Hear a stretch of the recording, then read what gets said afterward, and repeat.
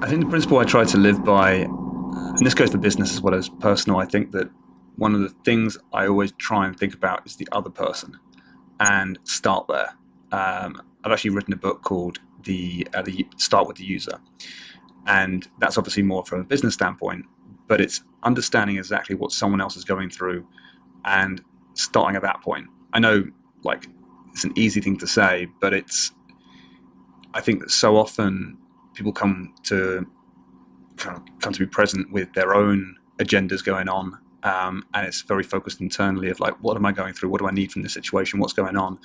And if you reorientate that so that you start with the other person in mind, whether it be advertising, whether it be a personal relationship, and know what the outcome you want to have.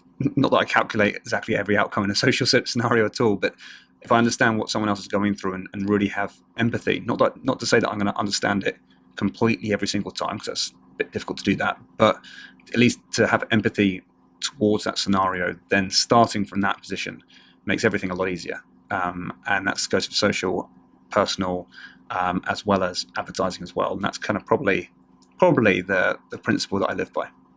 I carried on into university at that point, did 3 years of psychology, and just fell in love with the topic. Absolutely loved psychology.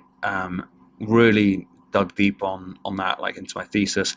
Very much wanted to see how it could be applied. So wasn't not, I loved learning of psychology and understanding certain things, but I was much more interested in like, okay, now that I know this, what does this actually mean? How can I use this? How can I interpret things? And I did a thesis, or I did a dissertation, a study all about gambling and how people gamble and how their mindset changes when they gamble, when they win, when they lose, what their behavior is like, and how they tend to be risky and not risky, how males are different to females, how different age groups are different. And I just loved kind of understanding the mindset of different people in different scenarios. And then I carried on into my master's doing psychology. And at that point, I started focusing more on sport. So I did a lot of work with golfers to kind of improve their putting performance, and kind of at that point, I'd learned a lot of interventions as well. So things like hypnotherapy, timeline therapy, NLP, those sorts of disciplines, as well as CBT and things.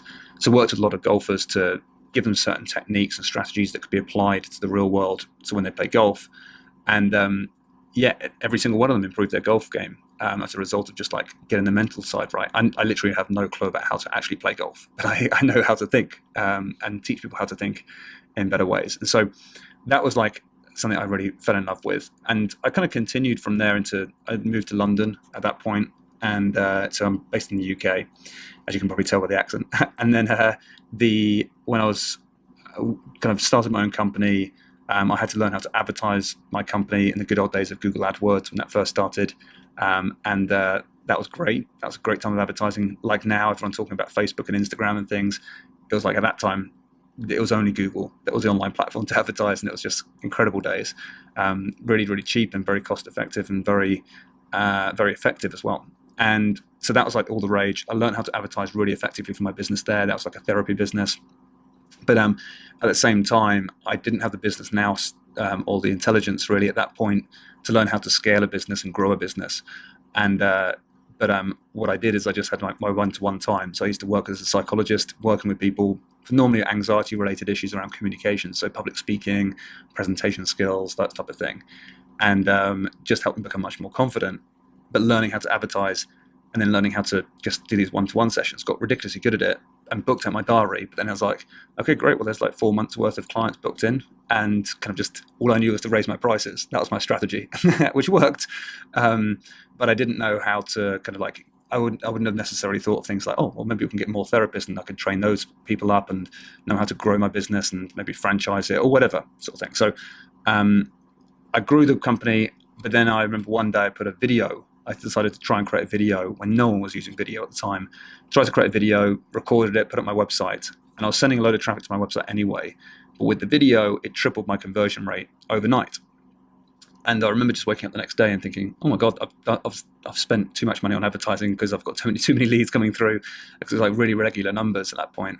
And as soon as the video happened, I tripled my lead count for the same price. And at that point, my business just kind of like went crazy. I started doing workshops and all that sort of stuff. But soon enough, I was like, well, I'm actually doing really well with advertising and video. And my vehicle of making the money of like the psychology aspect was great, but it was tiresome, it's difficult, it's hard work. And I was starting to fall in love and have a new passion for video and advertising. And so at that point, I was like, okay, great, let's get into this field. And it kind of like slowly evolved into that. And then I started getting more and more clients. And that's when the agency kind of like grew out from there, really. So that's kind of how I got into what I'm doing now. And it's always been just, it's not like YouTube advertising, someone's written a handbook on it. And it's not like in the good old days of AdWords, there's no handbook for it either. It's very much being in the trenches and just working it out for myself. It's same with video as well, being online video and things. I was kind of like one of the first in the UK, I think, to even use video on your website. So it was one of those things where I've always just had to kind of learn on my feet. And I think that's led me down this path of YouTube advertising, and it's been a great place to be. But it's still, there's no manual. So it's kind of like, whereas Facebook trainings left, right, and center, everything, and people can follow the strategies and things. I kind of look at advertising a slightly different way of like, what do I actually want to do? What's my, like, the actual tactic of how to get this ad in front of someone is less important for me, because I know I'll work that one out. It's more a case of, how do I actually want to communicate? What do I want to say to this person? What's going to compel them to take action? Because once I learn the strategy and the technique of like how to get this ad in front of someone, that bit's cool, and I can learn that bit because it's like pressing buttons and it's the techie side of things. But it's got to start with that side of things of like understanding the human element of it, the actual communication you have with somebody. If you get that bit right, then everything else becomes easy. If you can get people to be compelled by your message that you have for them, they think, I mean, what we try and do with every single video ad that we create is to get someone to be like, wow, that was incredible. I'm so glad I saw that video ad. What do I do next? And if you get people to have that type of mentality and that type of psychology in the video ad, and people actually want to do business with you at the end of the video, it makes everything else so much easier. You can run that on Facebook, Instagram, YouTube. It doesn't matter, because if you get that message in front of the right people at the right time, then, and you have a good product or good service to provide to people at that point, then everything becomes easy. So that's kind of our mantra, is like, try and be there in front of a customer, but also be really useful to that customer as well, because then the sales process becomes very easy. Like what I said at the start of the podcast, it's like understanding what someone's going through. Now, there's so much data out there to allow us to know what people are going through, but a little bit of interpretation of that data really helps. So let's take YouTube, for example. People go to YouTube because they want to either know something, do something, buy something, or be inspired by something. Those are the 4 reasons why people go to YouTube. And if you know what they've typed in recently, let's say, for example, they typed in how to speak in public, let's say, because that was my previous business. If someone's typed that in, AdWords, or the platform that you advertise with YouTube on, will tell you that. They'll say, okay, look, if you want to get in front of people when they typed in how to speak in public, you can do that. And then you choose that methodology. So it's a keyword campaign. And you say, right, now I know if I get a video in front of these people, these are the people that have just typed in how to speak in public. So what you need to do at that point is make sure you create a video that's teaching people how to speak in public. Like, give them like 2 or 3 really good tips. Stuff that, not like generic, make sure you stand with your straight back or anything stupid like that. It's much more a case of, okay, here's 3 really effective strategies that will make you speak really effectively. Like, it could be like, here's a real quick way to learn how to structure your content in the most effective way. Here's a way to reduce those anxieties in the first 2 minutes. And here's a new way to think about presentations. So the whole process becomes so much easier. If you can give them 3 tips and actually just walk it through so people get it, then by the end of the video, they're like, those 3 tips are better than anything I've ever seen about public speaking before.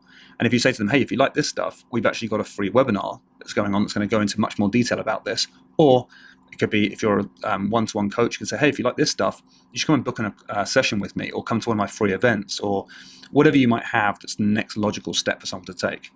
And it's really just making sure that you start with the user. Think about, if you were that person who have just typed in how to speak in public, what would you put together for that person? Because let's face it, like hundreds of thousands of people are typing in that every single year, or every single month probably. And so if your ad gets in front of them and they have a good experience and they have that good user experience, then the chances of them actually turning into a customer is so much more likely. And so it's just identifying these moments that people go through. So if they typed in how to speak in public, that's one thing. If they said how to reduce the anxiety of public speaking, or public speaking fears, or those sorts of keywords, then you can say, great, well, these people are the people that are fearful of public speaking. Let's give them some advice. And if you want to get really clever about it, you can segment it based on device as well, or even by gender as well. So you can say a female on their mobile phone is likely to be different from a male on their desktop computer, because a female on a mobile phone, and my job as an agency owner is to make judgment calls every now and again. So not that I want to be stereotypical or anything like that. I just look at it from a standpoint of like a female on her phone or a male on a phone, whatever it might be, they're going to have less time. Like on a mobile, they want stuff that's pretty quick compared to like if they're on a desktop, because the mentality is like if you're sitting at a desktop, you're probably in work mode. You're probably ready to give it a bit more time. If you're on your mobile, things could be distracting. And so with a mobile ad, you might want to give some like really good tips away real quick, and then something where they can kind of do the next step really quickly with you as well. Sign up for a webinar that's going to happen tonight or something. That's easy because it's like, great, I can do that. I'll log in later. Or download a PDF. Fine, I've done that real quick. Whereas if you're on a desktop, you might be like, actually, I'm ready to go and buy something if I need to. So you've got different mentalities, but if you really know what you can segment on, then it means you can understand what sort of message you want to have. So your message for a male typing in how to speak in public on a desktop computer, you might think, okay, well, what ideally would I want to say to that person? Whereas if it's a female on the desktop computer, you might think, okay, what do I want to say to that person? And the message might be different. Like you might want to have a different message based on that gender factor or the age factor as well. It could be like, okay, what would I say to an 18 to 24-year-old versus a 50 to 60-year-old, for example. 50 to 60-year-old might be more of like a meeting, a presentation. An 18 to 24-year-old might be an interview. It might be a presentation at university, for example. So you're just kind of like understanding what people are going through and try and give them a user experience that connects with that in the best possible way, because then you're going to grab their attention. You're going to get their kind of like eyeballs watching your video and actually want to find out more about what it is you do as a business. The number of times we go onto YouTube and we want to press skip ad is because we see some sort of car commercial with it driving up the mountainside, and we're not even interested in cars. Do you know what I mean? When you see that sort of ad, it's just like, oh god, another a classic corporate brand awareness campaign, and it's frustrating, it's annoying, and you press skip ad straight away. We have an ad that we run with our guitar client. When they watch his ads, the comments underneath his ad are like, this is the best ad I've ever seen. This is so cool. This is really exciting. I love this ad. I bought based on this one ad. And the way we do it is because we wait until people type in how to play guitar, how to play blues, jazz, or guitar, how to, like, we know what people are typing in. What I think for a smaller business, ROI is like the number one thing, but also at the same time, user experience is the way to get there, sort of thing. So instead of saying, and this is like the spray and pray approach that a lot of brands have, it's like one ad to everybody. And what I'm saying is like multiple ads to multiple moments that people are going through. So every time you do turn up, you're being super relevant. Now, of course, like if you can still advertise by interests, but then you've got to be a little bit more creative about how you're going to run that ad. So if we say, right, we know these people are like movie lovers, for example, and you're Netflix and you're advertising, then in that scenario, you know you're getting in front of a relevant audience based on their interests. So you can still do like rather like what you would do with Facebook. But in that scenario, again, you need to be a little bit more creative, and that's where creative ads, so not necessarily demonstration ads for products or content like driven ads for search behavior, where that fits really well for services. When you're looking to say, all right, I want to get in front of a much bigger audience based on their interest, they might not be searching for it right now, but we know they would be interested, like movie lovers or dog lovers or people with pets or whatever it might be. Those are the interest groups you can target on YouTube.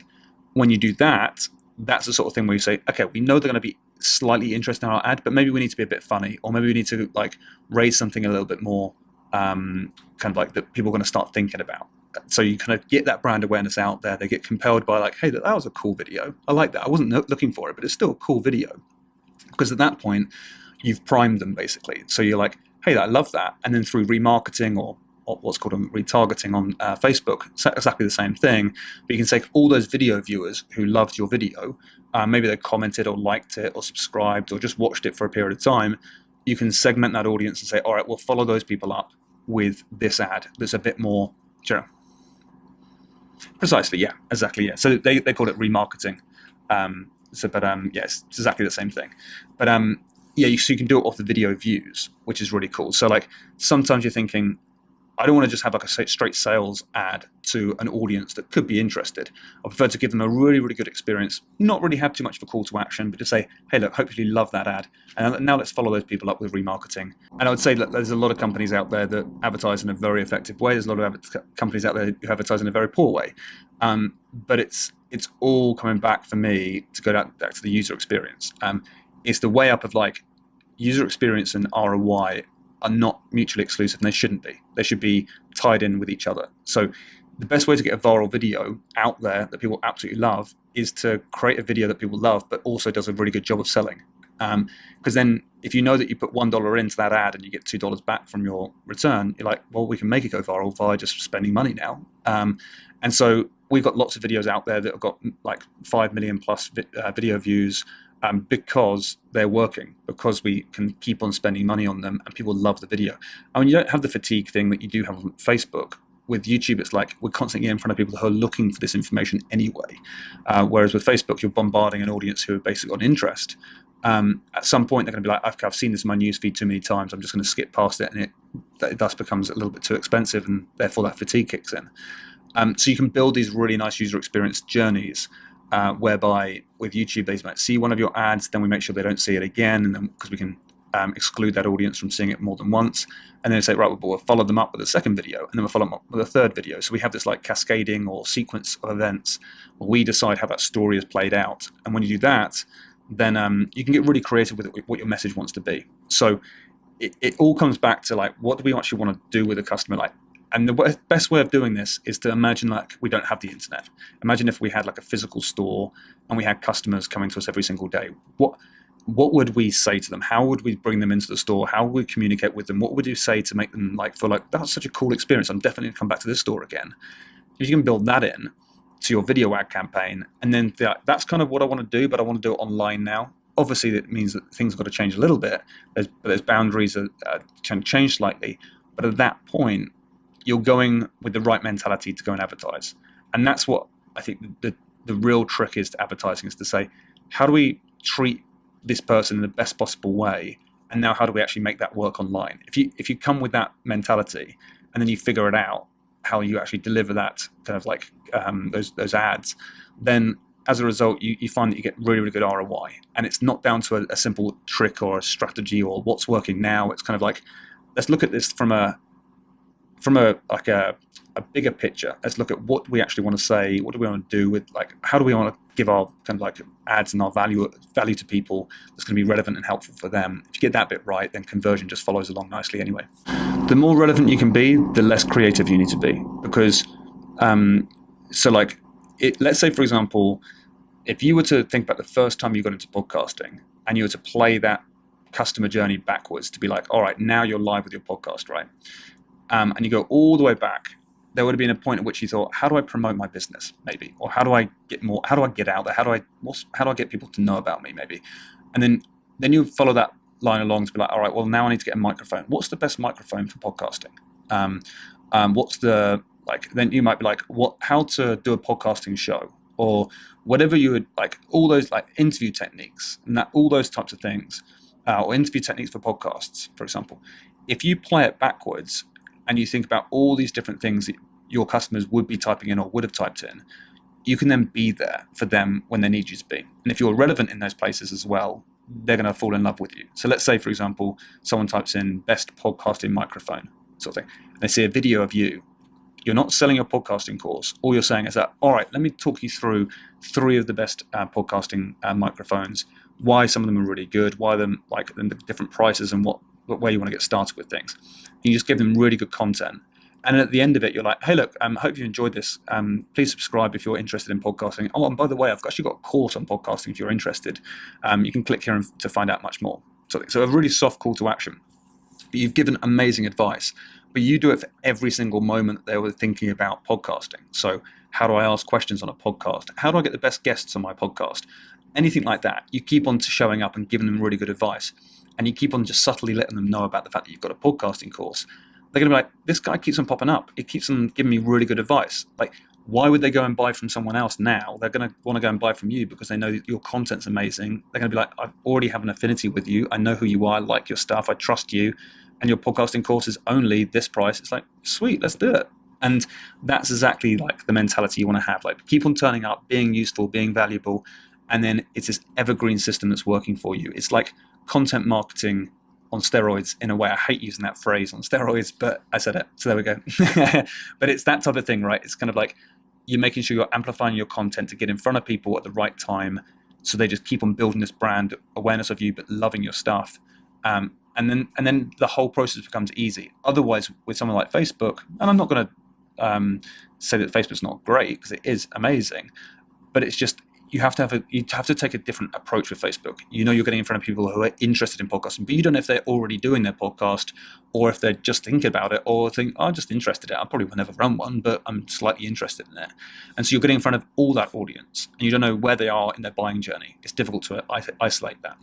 If we take this offline for a second and imagine you had like a podcasting store, for example, it's like you're on podcasting street. So anyone who's walking on that street is kind of interested in podcasting, but you're the guy almost shouting outside of your store, hey, come and check this stuff out. We've got some amazing stuff over here on Facebook. Whereas on YouTube, you're like, hey, welcome to the store. How can I help you? Do you know what I mean? It's a very different mentality with the advertising. So when they come in the store, you know what questions they've got, you know how to actually answer them, and they're close to making a purchasing decision as well. So it's just a different feel. If you know that you're going to go after a podcasting audience and you're going to turn up and be relevant with your ads, you now know also what offer's going to resonate with them, right? So you know they're in research mode, they've got time, and if you have a webinar that goes through absolutely everything they need to know before running a podcast, they'll be like, oh my god, I should definitely be on that podcast. That's on that webinar. That sounds like it's the perfect scenario for me, and they've got the time to commit to it as well.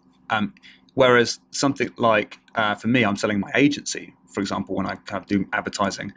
In that scenario, sure, people might be interested in a webinar just to learn a little bit more information, but really they just want to contact us and have a chat with one of our team. Or we've actually got a quiz on our website that says, hey, find out if YouTube ads is going to work for you, because that's the next logical thing that people actually want to know. And so so many people try and crowbar in an offer because they've been told by some internet marketing guru, like, oh, you must have this. It's like, start with the user, start with the customer. What are they looking for? What do they actually want? And give them that. And it's not hard to think of a user experience, because it's like, just go offline for a second. Imagine what it would be like if we didn't have the internet and you had a physical store. Go back 50 years and think, right, what would be the best way to give someone an amazing experience? And now let's translate that to online. Online is like an adaptation of the offline world, really. It's got so much more capability, of course, but it's don't forget those principles of psychology of a human who wants something prior to making a purchase. It doesn't matter if it's offline, online. Our mindset does not change a huge amount. So it's trying to deliver that perfect user experience and knowing what ad's going to resonate, know what offer's going to be right for them. And then conversion becomes really, really simple. If you give it a really amazing advice in a video ad and don't try and sell, and then you have a webinar that says, hey, just sign up here, you don't need to have a huge amount on that webinar page to sell it, because they're like, I've already got great experience from you. Now I'm on the webinar page opting in because I actually want to find out more about the stuff you just told me about in the video ad. So salesmanship kind of goes out the window slightly. You don't need to be a really good salesperson to work with ads on YouTube. You just need to be relevant and show up at the right time with good content. And then everything else just flows. Okay, so I hope you enjoyed that podcast. And if you want to get more information and more great content just like that, then make sure you subscribe to the channel. You'll see the button on the video right now.